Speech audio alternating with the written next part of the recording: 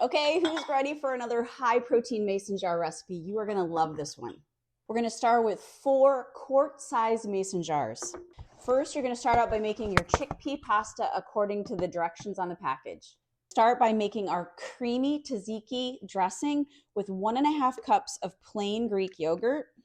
You're gonna grate 1 cup of cucumber, and I kind of squished it in the sink to get all the extra water out of it. You're gonna add that to your yogurt. You're going to either add 1.5 tablespoons of fresh chopped dill, or if you're like me and you only had some dried around, I added 1 teaspoon of dried. Add 2 tablespoons of lemon juice. Next, we're going to mince 4 cloves of garlic. Add all that delicious minced garlic into your dressing. Add 1/2 teaspoon of salt and pepper, and we are ready to blend. Next, we're just going to throw in 2 teaspoons of olive oil, and that's just to kind of help with that emulsification. I'm going to put the lid back on and blend it up, and this dressing looks so good. You're going to probably have some extra of this dressing left. I want you to start by putting about 1/2 cup into each one. I know that sounds like a lot for dressing, but it's Greek yogurt, and I want it to cover everything, but I also don't want it to be too much, right? Sorry, my jars are a little messy, but you know what? This is real life. We're going to put about 1/4 cup of just cubed cucumbers. Then we're going to put 1/2 cup of cooked chickpea pasta in each one.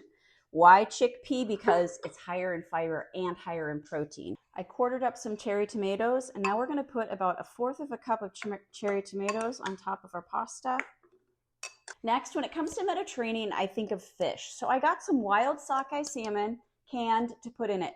You could put fresh salmon. If you don't like fish, you could also do chicken, whatever your protein of choice is. It wouldn't be Mediterranean without some Kalamata olives. So put in, we're doing 1/2 cup, so you can put in like 5, 6. Next, we're going to put in a little bit of feta cheese. So the recipe calls for 2 ounces.